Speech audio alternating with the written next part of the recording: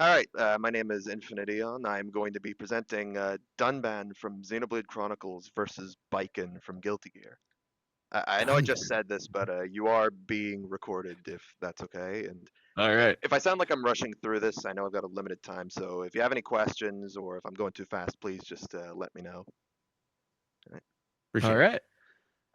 Okay, so I should start with like a brief rundown of who these guys are. Starting with Dunban. From the beginning of time, there's these two titans, the Bionis and the Mechonis. They've been essentially fighting over and over. Even after they essentially died, the people who live on them, the Hums and the Mechon, have also been fighting. Dunban, with the help of, the Monado, this little guy right here, drove back the Mechon and earned peace for the the Bionis, though at the cost of his right arm. Everything seemed hunky dory until suddenly these new faced Mechons showed up and killed a bunch of people in his colony, including, his little sister Fiora. That Bummer. was not very good. Obviously, he wanted revenge on that, so he teamed up with a bunch of other guys, including Shulk, the guy from Smash. They went on a whole adventure, and only to realize that the faced Mechon were actually Homs kidnapped and turned into Mechon. Metalface, the guy responsible, was his old war buddy Mumkar, who's just a dick. And it turns out Fiora was also turned into a faced Mechon, and she didn't recognize him at all. However, she got her memories back, so everything's good. He was about to kill Mumkar, but Shulk talked him out of it. Mumkar just died anyway because he's an idiot. And eventually, everybody lived happily ever after. And also, they killed God because, it's a JRPG. They got to do that. You got it. So everything's, yeah, the peace, love, everything's just happy. As for Baiken, on the other hand, 100 years ago, with Justice, the blue thing here, she declared war on humanity by destroying the country of Japan. Ever since then, the Japanese people were essentially scattered into colonies across the world, Baiken being in one of them. However, that man, this little guy right here, he's not the that man that everybody knows. He's a different that man. Long story.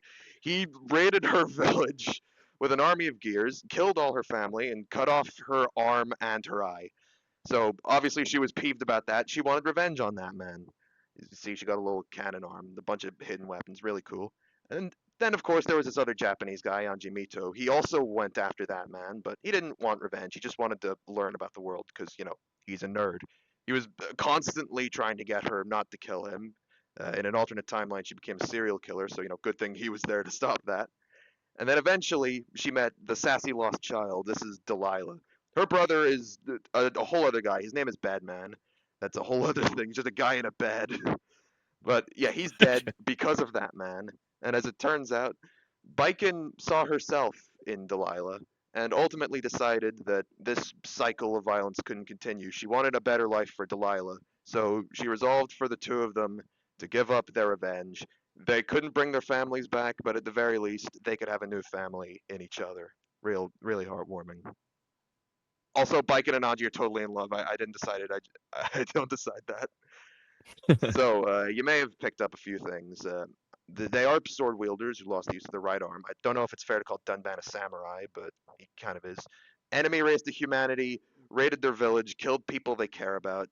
Nerd with a legendary weapon, little sister, gave up on revenge, a happy life. Everything's very happy. You may notice this other connection in their fighting styles here, but I feel like that's better discussed in terms of the animation potential, which we will get to in a second.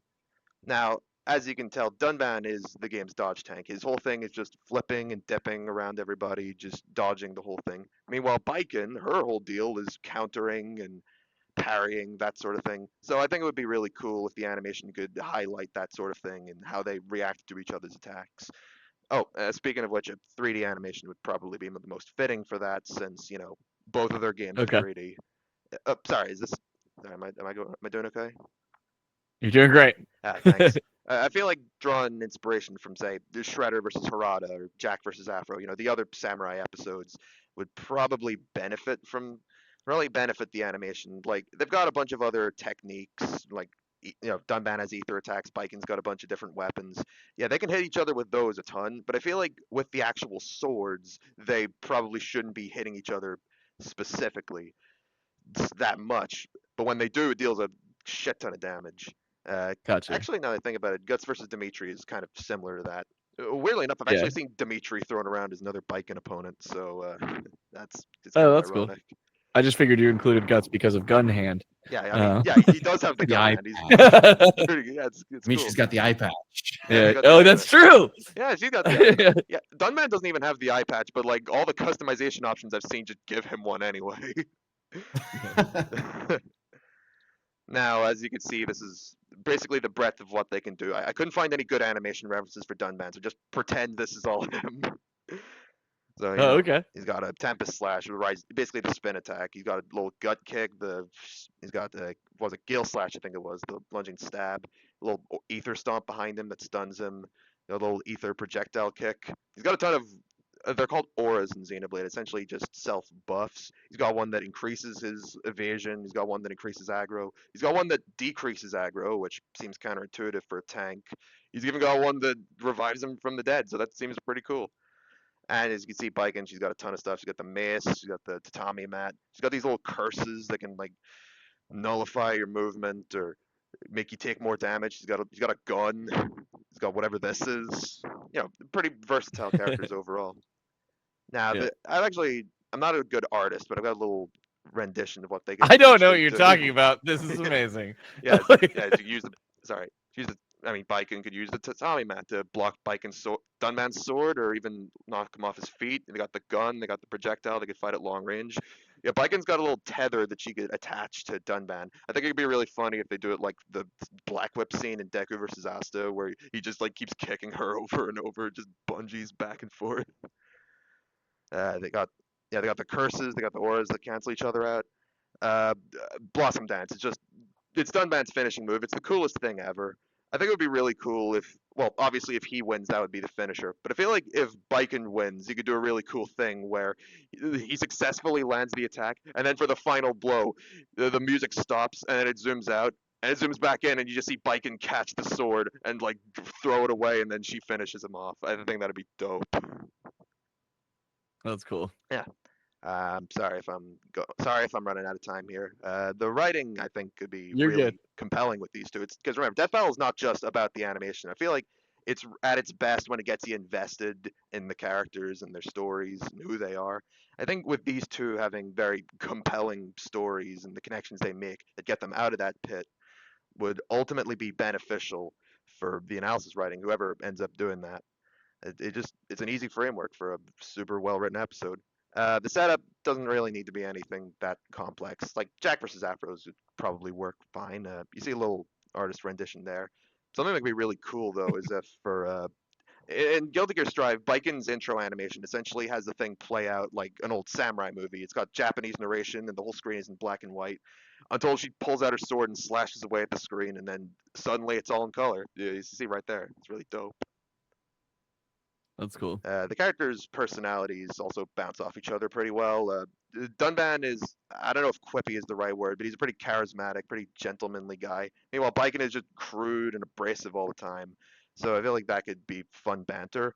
But at the same time, it could go a little deeper than that because at their core, they're both essentially consumed by revenge. Baiken could acknowledge that Dunban is no different from her, and he wouldn't even disagree with her. Like he knows she's right, so it could just be really nice character moment for them. Oh, and if you know anything about either series, the music would just be utterly amazing. Brandon Yates actually made a commission track for that. It's called Blade of Kilt. It's a banger. Um, Oh, cool. Probably should have played it in the background here, but whatever. No, it's all good. We can check it out later for Yeah. sure. I don't know if I should go into the debate here since I'm not exactly a decent power scaler, and I feel like that'd just be telling you guys how to do your jobs. So I'm not sure if I should go into that. I'll just briefly go over that.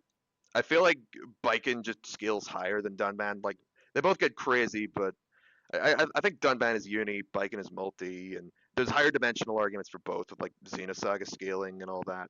But ultimately, I think Baiken just takes the stats.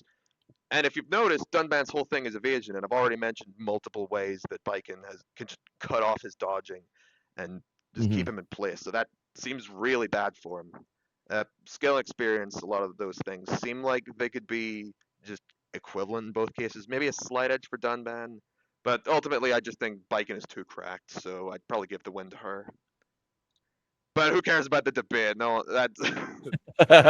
Now, I remember once one of you said something like, "Oh, when you're bringing on new series or series that haven't been used often before, it's important to get the fans of those series involved in a compelling way." Like Guilty Gear hasn't been on in ages. Like that was back in season 2, and Strive came out. It's obviously exploded in popularity, and even outside of that, people want a lot more fighting game episodes. I think like even in terms of the pitched matchups, there's been like at least 3. There was like what Reptile versus Lizard Man, Jury versus Majima. I don't know if those have been pitched yet, but there's a decent number of them. And Baiken is really popular. Like she's super highly played in Strive right now. When she's not in a game, she's one of the most requested characters. The DLC story for Strive was entirely themed around her. There's going to be a new Guilty Gear anime releasing next month, and she's going to be in it. Don't know if she's important, but she's here anyway. And actually, that's a pretty funny coincidence because literally the day I'm pitching this, the day I'm recording this right now, they just added Venom to Strive. Which, if I'd known that, I probably would have pitched a matchup for M instead. But whatever, Interesting. Baiken's dope.